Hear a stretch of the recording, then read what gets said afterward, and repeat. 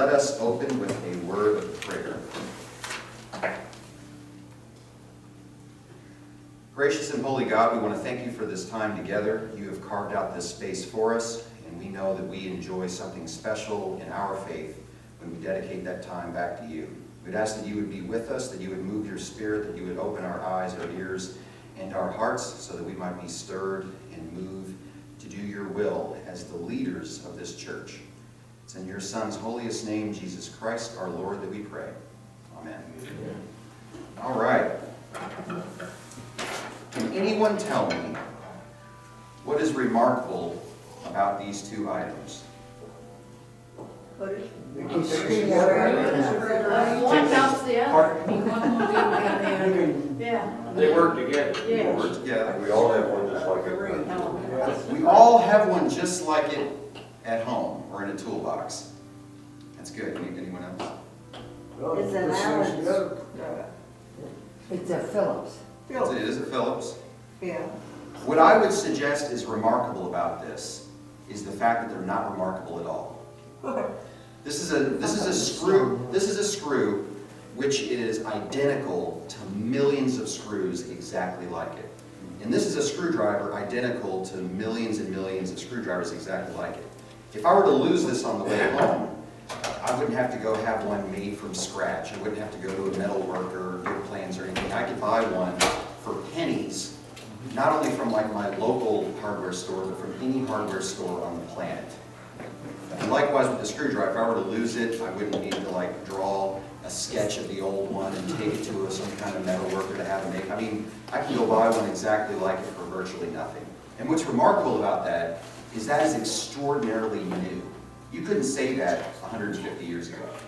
The idea of a standardized screw came from a man named William Sellers about 150 years ago. That's the person that invented the idea of an interchangeable screw. Now the reason I bring that up is because when we see these, we don't get real excited. We don't think there's anything too special about them. And that's because we just take for granted the kind of world that we live in. That we live in a world that has interchangeable parts like this. Interchangeable parts are a part of what's known as the Industrial Revolution. You know, so the Industrial Revolution, which started maybe 200 years ago or so, gave us things like interchangeable parts that can be replaced. They gave us the assembly line manufacturing system, which allowed for the mass production economy and for things to be made cheaply and efficiently so that everyone could afford to buy them.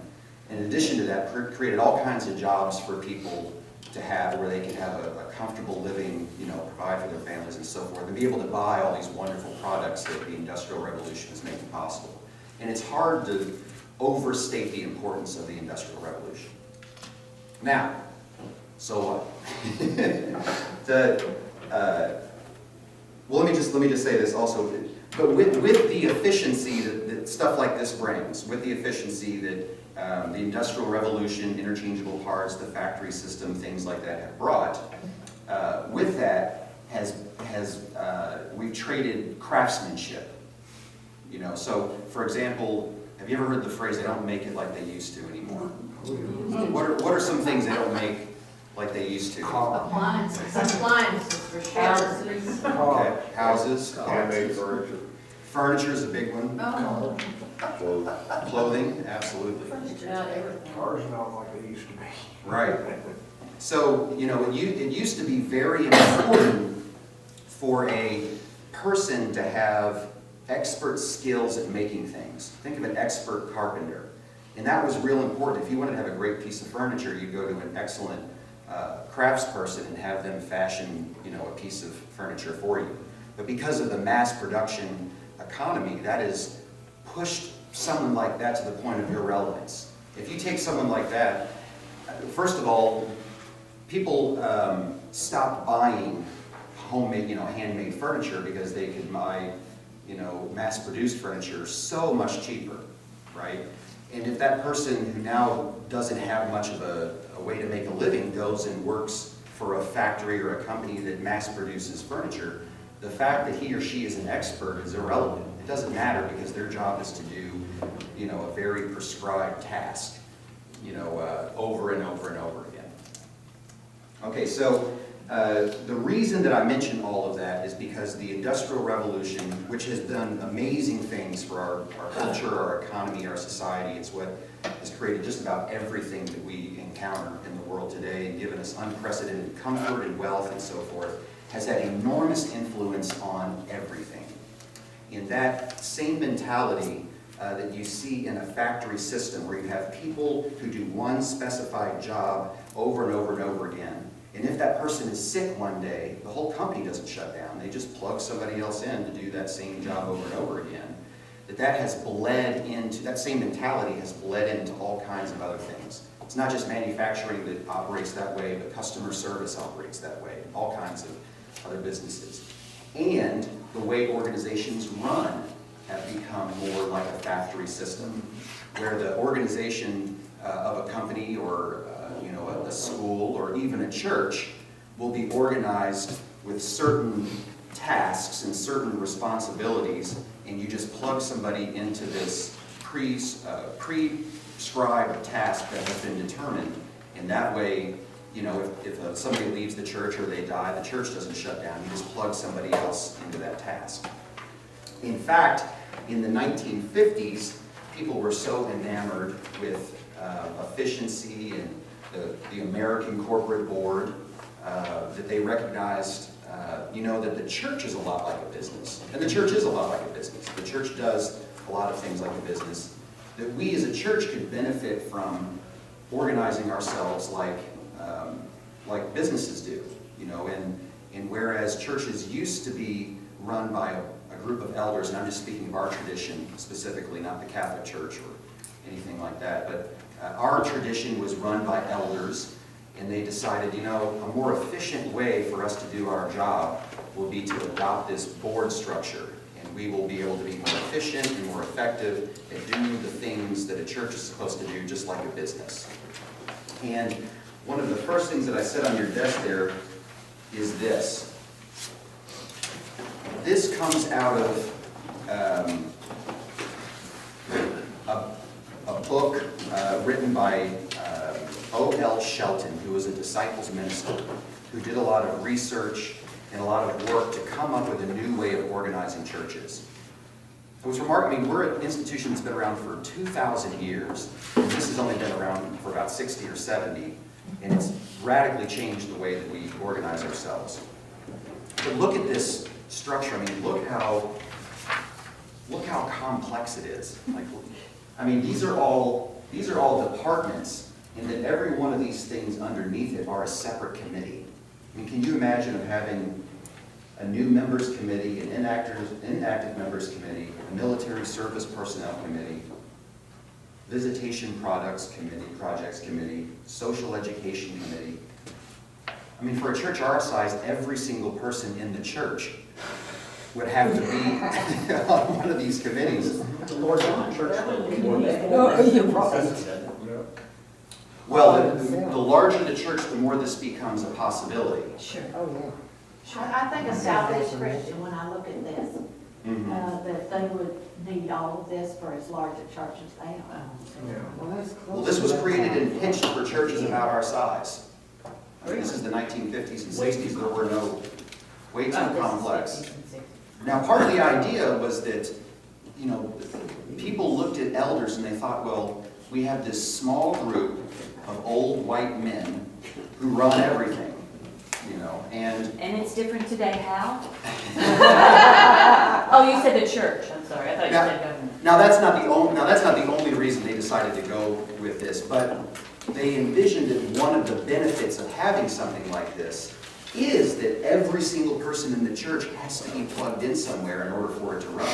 They saw this as a democratic enterprise, that if we can get more people involved in the church, then that'll be a healthier, more productive, more efficient church. Notice where elders and also deacons and deaconesses, but notice where elders are on this. So what do elders do in this? This is very much kind of a constitutional thing, being representative of just the congregation, Mm-hmm. almost like an elected representative. And That's false running of the congregation. Mm-hmm. So the idea is that they would somehow be like in an advisory capacity to the board. That the board would do the work and the elders would kind of advise the board. But what happened was, elders and deacons just kind of moved to a ceremonial role. It was hard for deacons and elders to understand what they were supposed to do, because what they had done for centuries was either the business of the church and the general board, or the execution of all of these ministries. And so now that all of the work that deacons and elders are doing are being done by something else, the elders and deacons are kind of left thinking, well, what are we supposed to do? Okay. And they became this very ambiguous term, spiritual advisors. They became the spiritual leaders of the church. And they, what distinguishes an elder is someone who's not afraid to pray in public, basically. Someone that is willing to stand up at the table and say a prayer over the bread and the cup, which is an important task, but when that's the extent of what an elder does, it becomes kind of de facto a ceremonial role. Okay, so before we move on, I want to turn to, if you have your Bible, follow on. If not, it's not necessary, I'll read it to you. I want to turn to 1 Timothy 3.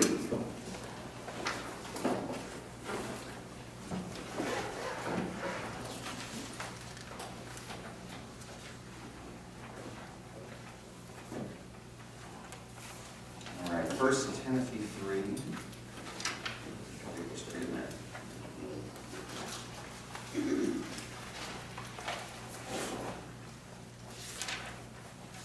Towards the end of the New Testament, the last book is Revelation.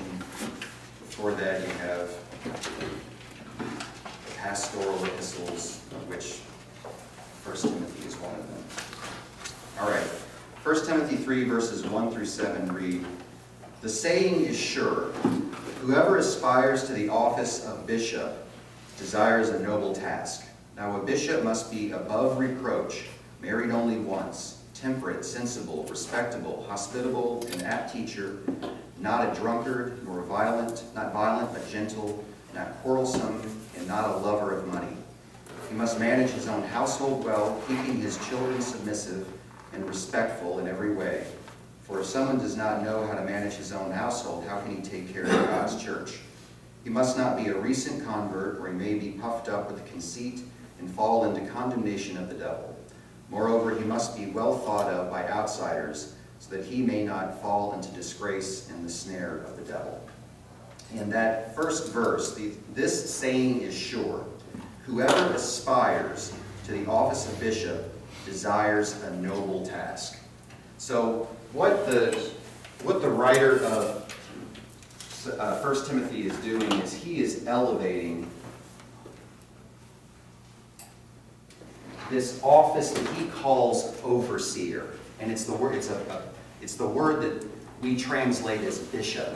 But it's important to realize that bishops like we know them came later in the church. At the time that this was being written, there were not bishops the way that we know them. That this was like the spiritual leader of the church. And the way that our tradition has always understood that word would be the closest equivalent would be what we call elders. So the elders are called to a noble task. And yet we have a system that has turned them into this. Now, what would be the problem if this was made out of solid gold? No one could afford it, or We couldn't afford it. We would not each have one in our garage. We would have one in our garage. What'd you say, Walter?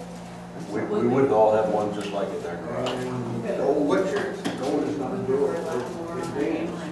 Right. I mean, ironically, gold would not make a very good screwdriver. True that. It would make it so expensive you couldn't afford one. But if you had a ton of gold and you thought, what am I going to do with all this gold? I know, I'm going to start manufacturing screws and screwdrivers out of it. That'd be an enormous waste of gold. I mean, gold is so much more valuable when you use it for other things, such as jewelry or as currency. To turn it into this is to lose everything that makes gold gold. Does that make sense? Elders are gold, and we've turned them into this. Or we've tried to. We've tried to, in our structure, to turn them into this. Now, before we get too far, I'll kind of spoil the end of my story. I don't think we should get rid of the board. I think that some of the reasons we moved to a board were good ones, and there will always be things that are best handled by a board. Finances are done very well by a board. Making quick decisions when they need to be made is effective by a board. In handling the business of a church, writing policies are all good tasks for a board, and I don't think we should get rid of that. The question is, how do we reimagine the relationship between the elders in the board and the elders in the church so they can go back to being gold and not be expected to be one of these like everyone else? All right. So you all will remember, and before I move on, notice in that reading that we did from 1 Timothy that the writer says that being a, and I'm just going to use the word elder, an overseer, spiritual leader, that being an elder is a noble task. And then after that, what are all the things that qualify the description of elder as a noble task? What are the kinds of things that the writer says? You don't have to repeat precisely what they were if you don't remember them, but what kind of things are they? One spouse. Okay, one spouse was one of them. Teacher. One at a time? Good care. Well, it just says in my Bible, it says that the husband of one wife, so I said just one spouse. At a time. How that is to be translated has been subject to debate. Right. You know, because I would affirm that someone who has been divorced is not disqualified from what it takes to be an elder. So there's something that's at the heart of that command, you know. And I think that what's at the heart of that command is the most important thing, not necessarily the way that it was understood. Yeah, it seems like, looking at all the list, we're taking the finest of human qualities I like that. to say, this is, we're taking the best of the best as a word to instill, people that if we're going to lead the church, be the spiritual leaders, then we have to look at, the best of the best, as far as human qualities. Best of the best as far as human qualities. So, what kinds of things are words like temperate, sensible, respectable, hospitable, positive attributes? Character. Humility. Somebody said Character. character. Mary Virginia. Did Mary Virginia say it? Uh-huh. I know she did because I read her survey responses and I was blown away by how good those survey responses were. I mean, they were all good, but Mary Virginia nailed it. So You got a star. you get the gold. You get the gold star. You get the gold screwdriver. The gold screwdriver. Mary Virginia's the one who blew the curve for the rest of us. So, to use the metaphor of a craftsman and an assembly line worker, to be an assembly line worker, this is irrelevant, right? But to be a craftsman, if your job is to craft and mold and to shape and to mentor human beings, this is extremely important, having good character. Having good character can't be taught. I mean, it can be taught, but it can't be taught in the way that we learn how to take apart a machine or how to do one specified task. Character can't be written in an instruction manual. Character comes by shaping, spending time, building a relationship with other people. These are exemplary things about people. So I want to look at some of the responses. I did one of these for everyone.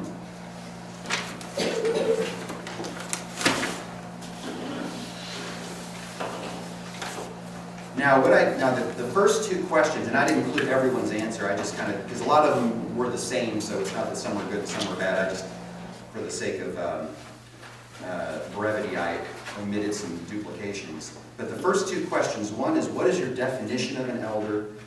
And then the second one is what do you understand your responsibilities of an elder to be?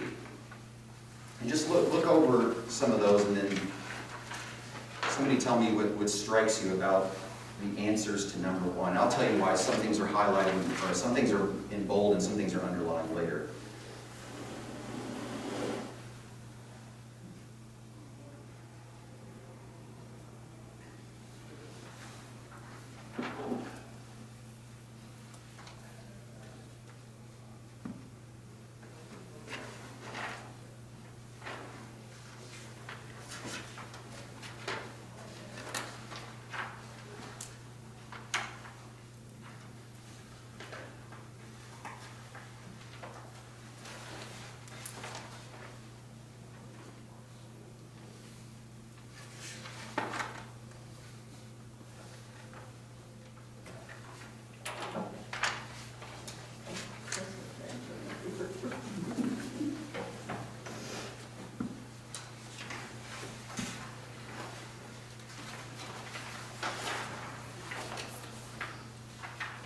So what is the definition of an elder?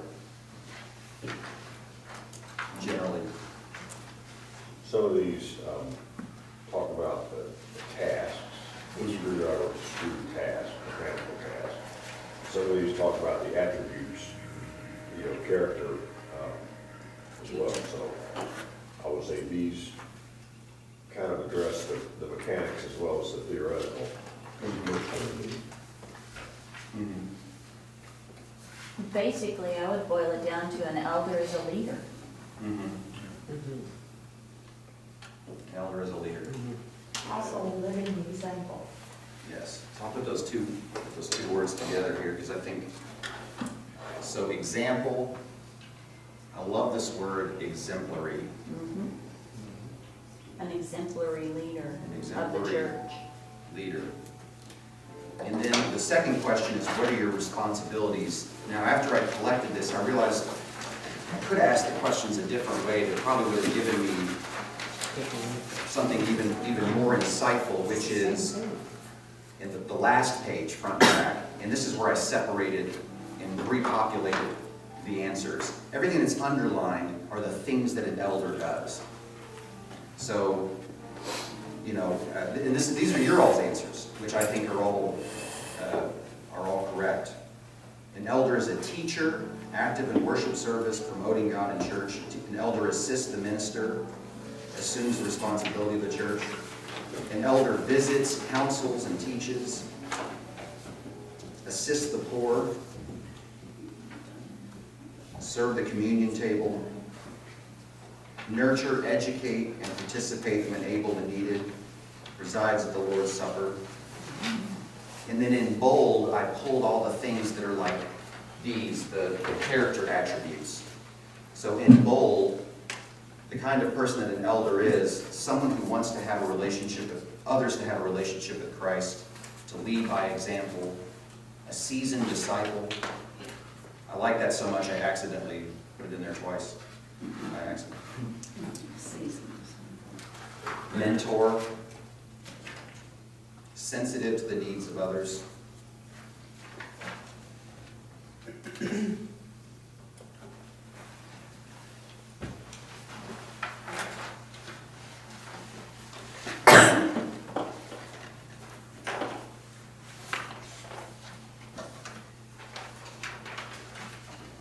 then the last thing I want to show you before we just move on to the open discussion portion of this meeting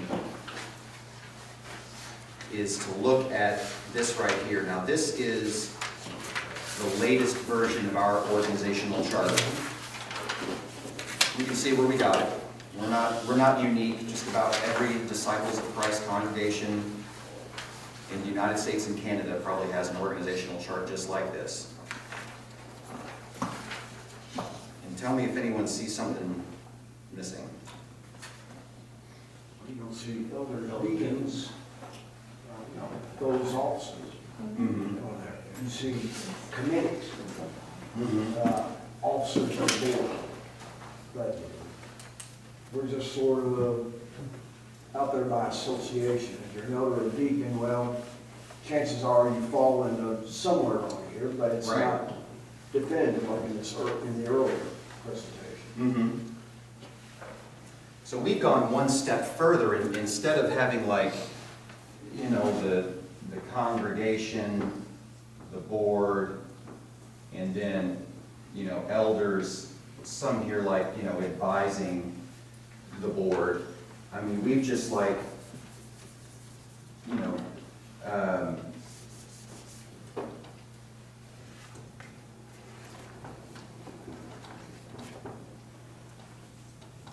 we just merged the elders into the board. I mean, we just assume that elders are just a part of the board structure. And I think that, What about the deacons? and the deacons would be the same thing. Well, The I deacons would be think, the I same way. see it as that we've collapsed elders and deacons into the mix of the Mhm. workings of the church. Mhm. Every single responsibility could be an elder or a deacon Mhm. as well. So we haven't identified, an elder is a person who runs the administrative and stewardship committee or team. So I think we've collapsed it. We haven't really highlighted it, we've just collapsed it into the structure.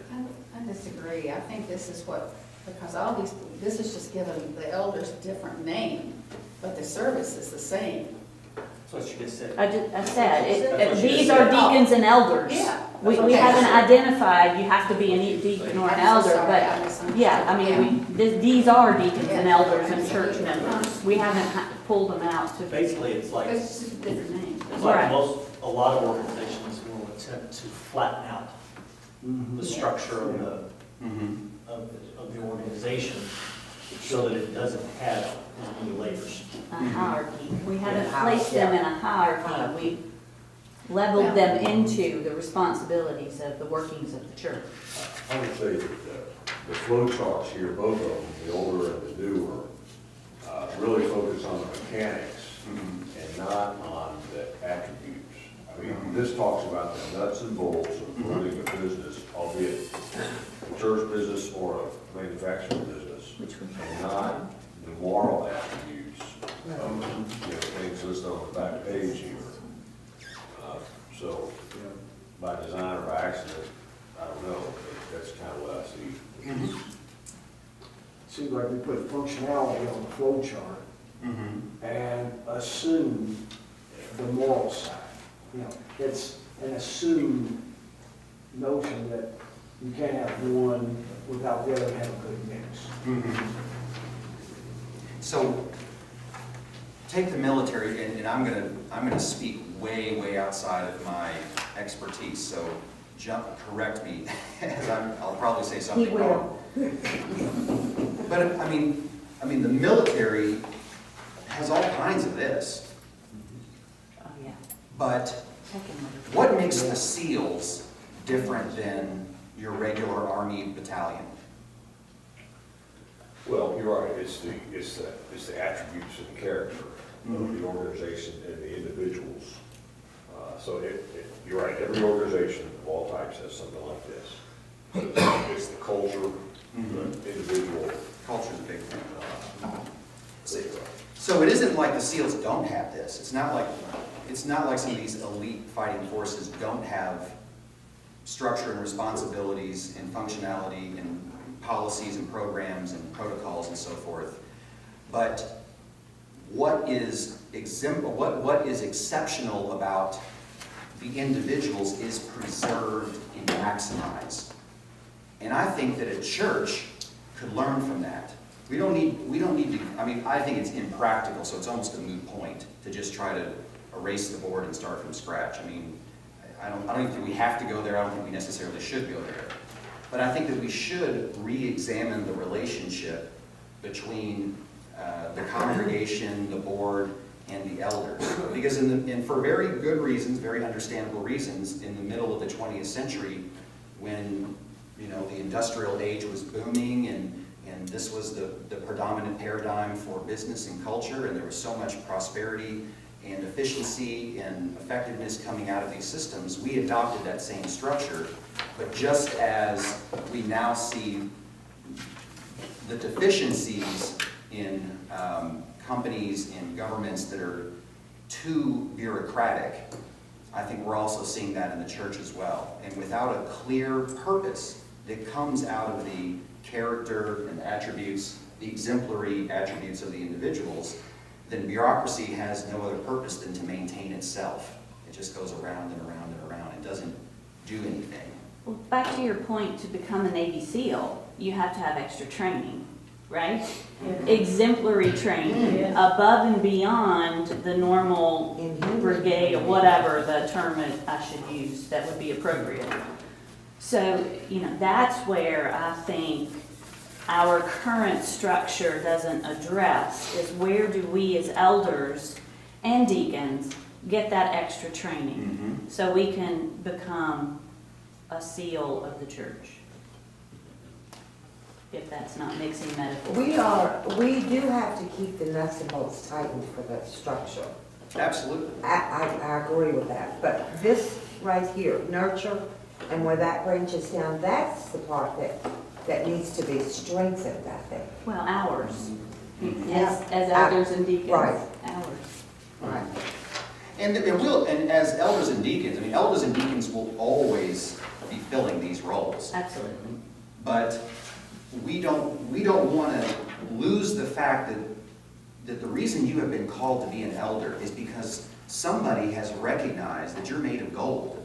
Somebody has put you through the smelting process to remove all of the excess material to refine you as gold.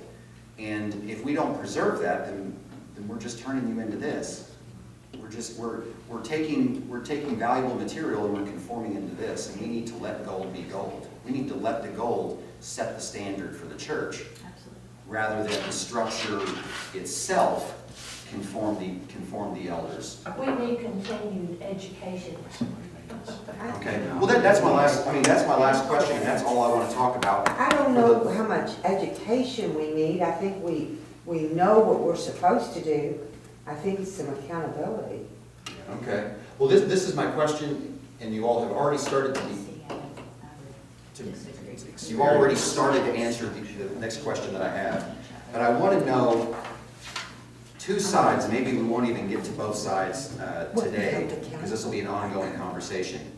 But I asked a question in that survey, and it was interesting to me that every single person read it differently than I asked it. And I don't know if that's my fault. I think it reveals something, and I don't know if it reveals that I was poor at asking the question, or that we see things a different way. I asked, what is holding you back from doing what you are gifted at doing?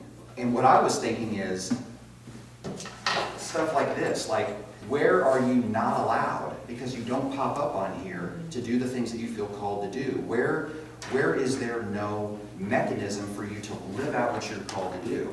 And every single person answered that question with internal, like, I'm not good enough, but I don't feel qualified, or I'm a sinful person, or I need to do a better job doing this or that. We internalized it rather than... And think about that. So gold would make a terrible screwdriver because it's soft.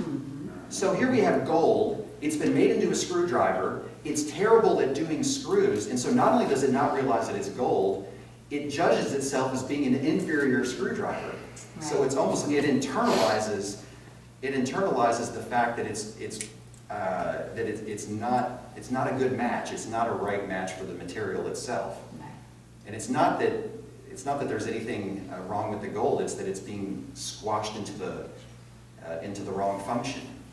So, yes, there is training, there is qualifications, there is the building up of the body of elders, which is frankly my job. And I would love to be in a position where the elders are unleashed to do a lot of the ministry in the church, and instead of me trying to spread myself so thin among every member of the church, I focus my ministry on this group of people. I still go to hospital visits, I still preach to everyone, but this was where I put maybe 60% of my focus of ministry. 60% of my teaching and shaping is in this body of people to help equip you to go shape disciples out in the congregation and in the world. So from both of those sides, what do we need to do with this kind of thing to remove the barriers so that what God is calling you to do has a clear path to get done? And think about it, the board does that with me. The board doesn't tell me everything to do. The board doesn't tell me what to preach. The board doesn't tell me how to do my job. They called who they thought was the right person, and they unleashed me to go do it. How can we do the same for the elders? How can we give permission to the elders and give that structure? The second thing is, what can we do for one another, and what can I do for you, and what can the congregation do for you, outside training, whatever it takes, to help equip, educate, train, teach you to better do those things that you're called to do. Those are my two questions. You can answer either one of them. You know, one thing that popped into my mind on the questions, if you remember the last board meeting, you wrote out our mission statement and our vision. And what we need to look at is, how do we, as elders and deacons, going from this, how do we move forward with respect to our mission statement and our vision? Because, it's a process. We have to sort of bring in, the characteristics, attributes into, somehow work that into the spreadsheet here, be able to get to who we are and what we are. I think we need to engage in processes of discernment. So you all tell me, what do you need? This is how I can do my job better, and this is how I can help utilize my position as the minister to help the organization clear a path. And we're in an era right now where the most dangerous thing we can do is play it safe. I mean, if you work for a Fortune 500 company, you know that the most dangerous thing you can do is to be very, very safe and to do things the way they've always been done. Because the way that things have always been done are crumbling. It's just, it wasn't good or bad, it's just that era's over. We have to do risky things. That's the safest thing that we can do. That's a fear. We have to get over the That's fear. fear. And it's false evidence appearing real, just like your screwdriver up there. This It's is- false evidence this is safe. appearing real. This is so safe. If I'm raised knowing that all I need to do is be this, and you will pay me, and my family will be taken care of, and I'll have retirement, all I need to do is be this, oh, what a deal. That's a safe, comfortable, secure deal. It's just over. But in today's world, the status quo is not acceptable. Right. You'll die. This- A business will die. I mean, just as the Industrial Revolution changed the world in ways that it is impossible to overstate, we're going through another period of change. It's a different kind of change, but we're going through another period of change right now. And the world is going to be very, very different 100 years from now. So let me chime into the metaphor you brought up a few moments ago. In my regiment, the motto, among other things, was the strength of the wolf is the pack. The strength of the pack is the wolf. Okay, so you have to have strong, viable wolves to be a valuable pack. You have to have an organizational structured pack to maximize the wolf. You don't have a pack of poodles, doesn't do any good. You don't have a lone wolf, that doesn't do any good. Same thing in Christianity. The strength of the church is the individual Christian It's in the belief. disciple. The strength of that Christian in belief is magnified by a family of complementary such things. So I think our challenge is, we have focused more on the mechanics of the pack, which are good, because the pack has to do that. But if we don't watch it, we can become a pack of poodles. So I think it's a viable discussion to figure out how we can strengthen the wolf itself, as it were, in that metaphor. And that's done, through all the things you've written there. I've been concerned about the accountability, because we are focused on the mechanics. And you have to do the mechanics, clearly, but that's not all you have to do. So this is a good discussion. I can't claim to have the answer right now. But I certainly see the mechanical focus. How many, besides elders who are on the board, how many elders come to the board meetings? And why should they? Not very many. Not the way And it's if I- structured now, no, Yeah. they're coming. My conscience bothers me. I should be there, I'm an elder of the church, but gosh, what time is it? I need to go to the grocery. I can't vote anyway.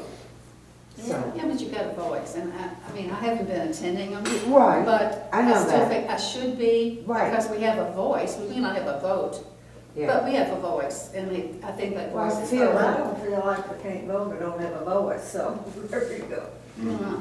So I think that's part of something that still needs to be addressed, because I think there's a lot of thought processes similar to that, which to me, Guilt, well, no, it responsibility. has nothing to do with guilt. To me, it has something to do with just the perception of the fact that if you feel like that you can't vote, that you don't have a voice, and that's No, I think. not a true Well, statement. I I've guess had historically, some deacons ask me, what's the point of me going? Right, but that's the part we gotta change. Yeah. Right. We gotta figure out how to change that, how to change that thought process. Your voice only counts if somebody listens to it that can vote. Well, Well, but that's. but that gets back to the, If I that gets tell back, Walter something, he's gonna, I think, have enough respect for me to listen. It Sure. may not change anything. Yeah, 'cause I can have- But I can speak. internally, I can say, man, I had the best idea. Right, And when I present it, everybody goes, right? what? Or they ignore But it. but you have to learn, we as individuals have to learn that that's not, if I present the idea and it's not accepted, that doesn't mean that, you know, I shouldn't make my voice known again at some other point in time.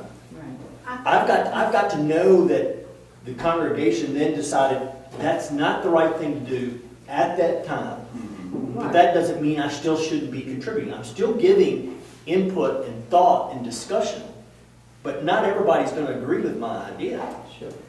But that gets back to the whole leadership qualities and what a leader needs to know how to present things and guide people in making that decision.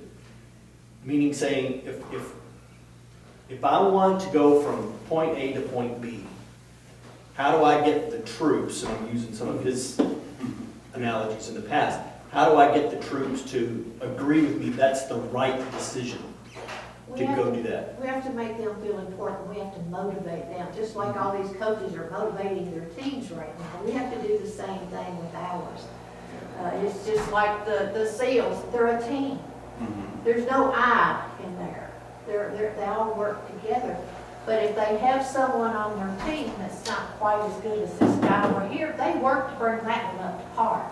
So I think we have to make the rest of them feel important, that they're needed, that they do have a place. well, maybe historically, we need to look at why we went from everyone has a vote to a smaller structure of a board. There were several meetings that we had in concession where we did not have a quorum of a board Yeah. meeting. That's right. So we restructured to narrow that voting responsibility so Yes, we we did. could conduct the business of the church. Because according to our constitution and bylaws, we did not have a quorum That's right. month after month after month. So, and that's no fault. I'm not assessing blame. I'm just giving you a picture as to why we went from a 50-member board to a 6-member board, and now we're considering going back to an open board with Right. everyone having a vote. And consider what your quorum's gonna be. And, we all have, and maybe Sunday afternoon after church is not a great time to have a meeting. Maybe we need to look at when we have board meetings to meet those quotas or quorums. So I guess maybe I just need to throw that out there. It wasn't to squelch voices or to take people's voting rights away. It was to conduct the business of the church.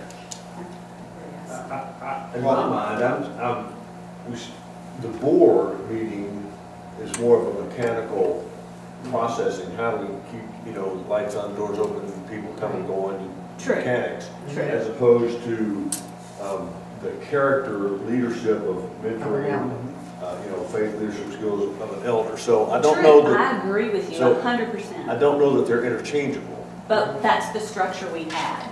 And that's the structure we have So- right now. We've never pulled out, in my tenure in this church, we've never pulled out those responsibilities to build up this body of faith, of the elders and the deacons. We've Well, all we used been to have- rolled into the We used to have board. elder deacon meetings. Yes, We, once upon a time, We did. but That's it not was, too long ago. Yeah. Really. I can remember. Yeah, I remember all. I said, well, I can remember it, it's not too long, if I can remember, If it's you not too can long. remember. Yeah. Well, and that's not a bad thing, again, I'm just kind of thinking aloud, if you have, But that was for If the you have the- spiritual. right, not elder the deacons mechanical. to spiritually direct, mentor, coach, board to mechanically, run, facilitate, Xerox, et cetera, et cetera. Maybe we ought to go to a meeting as, And let again. But, I mean, let's think, we're all operating under the paradigm that the board is the law, that the board is the central power in the church. And I think that part of the culture shift is to say, well, no, the board is the one that executes. I mean, the board gives me guidance, but the most important thing the board gives me is permission. So, the ministry of the church isn't coming necessarily out of the board. The board is giving me permission to do the things that I want to do and giving me the resources. If I say, I really think that we should do a mission trip, it'll be the board that says, okay, do it, and here's your funding, or okay, do it, but you need to raise the money on the outside. So instead of thinking about how can we make the board more elder rich, maybe we think about the board as giving permission to the elders to do ministry. Well, that's the way Does that make sense? it's set up. I mean, the board doesn't, of course, not be the final decision maker. Anything that they ought to be taken, should be taken to the congregation, and they have the final say. Mhm. That way they're all a part. Mhm. If they don't know about it, well, it's too bad. They were here to hear it. Mhm. And I want to tag on what American Virginia's saying. We need, as the quote-unquote leadership, we need to stress more that individual member of the congregation, their input is critical. What they say, their voice, that's what we need to be, and how do we, as leaders, relay that to them, that your input is vital to this church. We can't do without it. If we don't have your input, other than meeting once or twice a year at a congregational meeting, your input is needed every single day to this church for our survival and our growth. Well, there for a while, we were printing a copy of the minutes and putting copies on the front seat of the church that anybody wants to read them, they're there.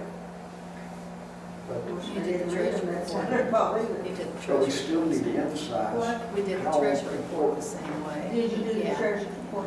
Both, they were both there. But again, I don't wait for a board meeting before I figure out what I'm going to preach the next month. Now, and I you mean- should, I shouldn't. no, That would make no sense. absolutely. If I was just a tool of evangelism, and the board tells me You would be a whether puppet. I do that screw, or I do that screw, or I hammer that nail, or whatever, I mean, the ministry wouldn't go anywhere. The board's job is to do exactly what, the board's job is to give me the permission and the resources. What do you need? Do you need a day off? Do you need, do we need money to do this? Do you need a day off, Joe? I mean, these board meetings, I give a report, and people ask, what needs to be done. The building is falling apart, we need to fix where the ceiling is caving in. I mean, those are right purposes for the board. That's where the board has power. It has the power Yeah, that's the business part. of the business. But I don't think that the solution to empowering elders is necessarily to drive them more into the business, but to envision that what elders do are more like the minister in how can we improve the relationship between the elders and the board so that the elders have the resources to do the ministry that you all want to do. If your all's job is to shape people, to mentor people, to teach, to educate, to care, then how can you be empowered to do that? What's standing in your way? Training is what we need, training for confidence Okay? in what we're doing, what we're trying to do.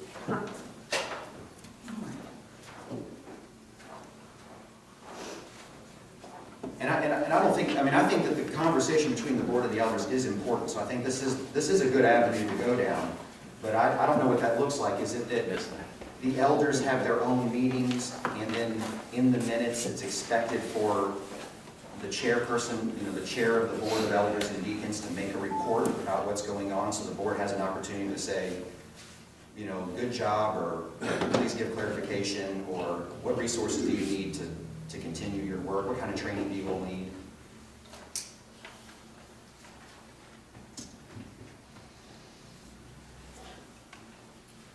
Oh, wow, crickets. Yeah. Boy, I know how you feel, Joey. Yes to all of what you said. I mean, I and I'm going to speak personally here, on a personal level.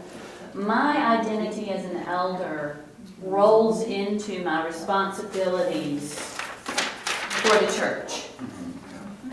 My mental capacity right now from my history in this church is that this is where I fit. I don't fit anywhere outside of this structure. I'm very involved in the worship on Sundays and on Wednesdays, and that's beautiful, but that's still, I see myself right down here. When you look at this, where do I find myself? Well, this is where but not as an elder. So to get that training and education and the confidence, I guess we would need to know what our mission is. And I see us having a different mission than maybe the nuts and bolts of the church. We need to have a more humanistic focus, a more spiritual focus, faithful focus, and to give us that structure and community to build our own relationships with each other so we can nurture those in our flock or in our little small groups that we've created, to give us that confidence and that mission. Does that make sense? And not be afraid to change to make that happen. Oh, I thought Mr. Pierce was playing with chimes. Hello? I don't know how you say that. Well, now, clearly the paradigm that I'm in, and I think the congregation is in, is that elders do the stuff on this flow chart. It's very much mechanical, that's the whole thing. And the other stuff, clearly more important, the moral, mental leadership, just kind of gets done almost by coincidence rather than by design or structure. So for example, my job description says that, roughly I need to show up on Sunday morning, I need to preach, I need to visit people. But if you were to say, oh, Joey, he's a great preacher, you wouldn't say, he delivers 20-minute sermons, and he starts worship. That is a criteria, though. I mean, those things are important, but what makes me a valuable minister, if I'm a valuable minister, is all the things that you cannot put on that job description. It's unquantifiable, But there's certain qualities on that job description that you exemplify, Sure. that you emulate, that guide you in your ministry for the flock, for this congregation. But it's the things that make me not an interchangeable part. Right. It's all the things that make me not interchangeable. That's the value that I bring as a minister, and it's the difference that I bring as a minister. If someone else, was a minister here, I would hope that he or she could also bring. It would be a different thing probably than I do, but that it wouldn't be just that they follow the manual, and do just a very short job description. And I think that the elders and the deacons have the potential to do that too, and that's what's going to make us different. I mean, that's what's going to make us. This stuff is necessary to keep the church operation going, but what's going to make us effective makers of disciples in our community is all that thing that cannot, it doesn't compute, it doesn't fit in here. It's stuff that just, Carol Lou's capacity to listen and to empathize and to spend time with somebody and to share a moment of vulnerability with someone who is suffering to bring them comfort doesn't fit in here. It doesn't fit. And an effective elder should be like the pastor from the standpoint that we do not really have a job description. If we go by what the Bible tells us about the elders, we go out and we do things on our own. We don't go back and ask the board if it's okay that we do a certain thing. If it's ministerially good for the church, you do it. And you don't expect to be hampered by not doing it or to do it. And you don't expect to be criticized for doing it or not doing it. We need to support each other. So when somebody comes in to ask for a gas card, I have never given Walter a phone call before I hand it out. I've never consulted the finance committee. I just give it out because I've been given permission to do that. I'm sorry, Chuck, I passed over. Well, and I remember when I spoke that thing, and a question kept crossing my mind. How do I delineate, and I'll use me, Chuck Danson as board member and Chuck Danson as elder? That's my point. How's the, That's where's the the whole delineation? point that I was trying to You make. know, You're right. You said it so succinctly. And let's not step over and underappreciate how difficult of a task that can be, because we've been Right. enculturated to think a certain way for so long, not just in the church, but there's a everywhere. society. This is the way that they teach you in elementary school through college, to think that your job is to be very good at following directions, to fit your role, to do precisely what's asked of you. We're not taught to take risks, to think outside of the box, to be creators of something valuable and artistic that might fail, to put our personality into something. We need to learn from things, not be afraid of it. That's our learning tool for us. But first, we have to get over the fear of failure. See how we are. And Well- we have to be willing, when we have new people come in, we've got to be willing to step up and plug them in somewhere. Absolutely. And, if it's something that they could help you with, as an individual, do it. If they need to find another program in the church, get them to that. That's just like, I mentioned to you the other day, the deacons that serve each week, in my opinion, need to also be greeters and ushers. Because, there's seats in our sanctuary that if someone doesn't help them find them, they're not gonna find it. Especially those that come in a little bit late. And that deacon and servant does it, we always wonder what they're doing. The ones serving, they don't need to have a seat until the service is well underway. That's my opinion. And I think that, seeing things like that, from the position of elder, that shouldn't be wasted. That shouldn't just disappear into a black hole of, well, it looked like a good idea, but I have no place to voice it, or I have no way to make that come into Sitting fruition. in the choir loft, you see a lot of this, and, when the bulletins are all gone, or somebody here the first time, they don't know that the bulletins are up on the side of the door. They don't know that. They need to be instructed and shown. And I would say that is a function of hospitality. Absolutely. Which is a characteristic, that's an attribute. Hospitality isn't a task, that's a virtue. And so virtue is imparted from people who have hospitality or virtue to other people, that's what elders do. We help shape people to have exemplary character. So, and this is just kind of where we'll close, and because of the gravity and the scope of what we're talking about, there's no way to have a definitive answer within an hour. There's something at the end of a path, right? And I have no idea what it looks like. So right now it looks like this. Doesn't look like this, doesn't look completely different than this, but I have no idea what it looks like. And that is on a path. What I want to do is take the first step to getting to whatever that is. And I can't tell you what that first step is. The first step, because the most important thing about the first step is that you all take it. And if you all are going to take it, then you all have to decide what that is. And I just want to, I want to help you take it. Whenever you all figure out what that is, I mean, I want to help you discern it, but I want to do whatever I can to help you take it. So if that means that we have elders meetings, if we start some training, you tell me. You tell me what it is that I can do. And I think, since most of the board members are here anyway, I think I can speak to say that it'll happen. All right. All right, let's close in prayer. Shift gears.